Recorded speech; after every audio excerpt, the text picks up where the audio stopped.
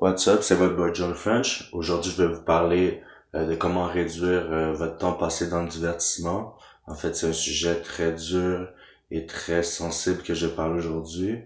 C'est sûr que ça va être bénéfique au courant de votre vie. Vous allez voir les bienfaits de ça. Donc, que ce soit, si vous réduisez votre divertissement, ça doit être pour investir dans vous-même ou dans quelque chose que vous aimez faire, que ce soit une passion ou bien vraiment utiliser ce temps-là pour apprendre de nouvelles choses, apprendre de nouvelles langues, peu importe que ça sera. Vous pouvez aussi l'utiliser pour peut-être gagner plus d'argent, peut-être passer plus de temps avec le monde cher. En fait, le but, c'est pas nécessairement de pas vous divertir totalement parce que ça va être quand même impossible. Je veux pas personne qui devient fou à cause de ça. Mais si vous passez, mettons, bout à bout durant une journée, vous passez environ 8 heures à vous divertir, que ce soit en textant ou bien regardant des vidéos, des films. Si tu sais toutes les petites affaires que vous faites pour vous divertir, au bout de la journée, ça fait 8 heures. Donc juste couper la moitié. Tu sais, vous allez quand même vous divertir pendant 4 heures. Ce divertissement-là de 4 heures va être plus jouissif, d'être plus intéressant que si vous passez 8 heures parce que c'est comme un peu plus nouveau. C'est comme quand il y a une nouvelle chose, ça va être plus gratifiant, tu vas l'avoir plus mérité que si tu l'abuses tout le temps.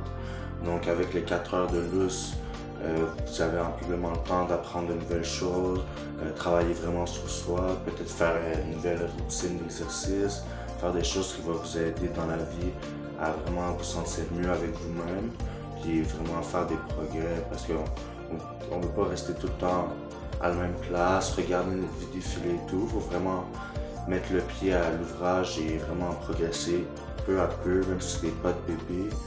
C'est important d'avoir une petite discipline qui va rentrer en compte. Donc, mettons, pour faire ça, mettons 4 heures par jour, ça a l'air de rien. Mais au bout de la semaine, ça fait 28 heures par semaine que vous avez libéré. Puis au bout de l'année, ça fait 1456 heures, presque 1500 heures que vous avez libéré.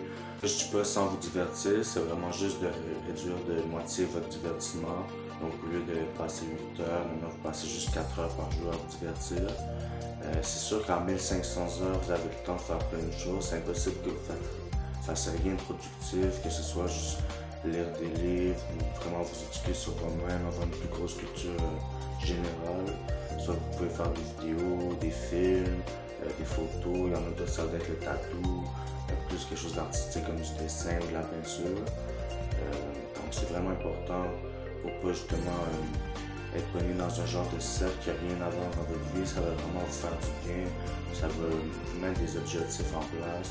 Vous allez voir que vous allez être plus motivé à faire entreprendre des choses, que vous allez être moins dans votre coin en fait, vous allez être plus apte à partager avec autrui ce que vous avez appris ou bien des nouvelles passions. Ça va vraiment vous faire du bien.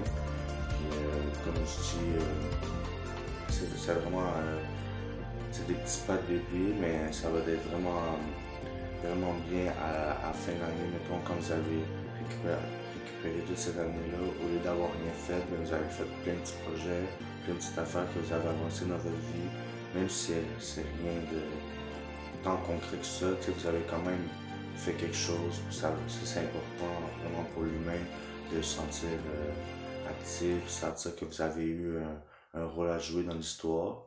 Donc je laisse là-dessus. Tashakul, ça veut dire merci en afghan. Donc à la prochaine, merci beaucoup, bye.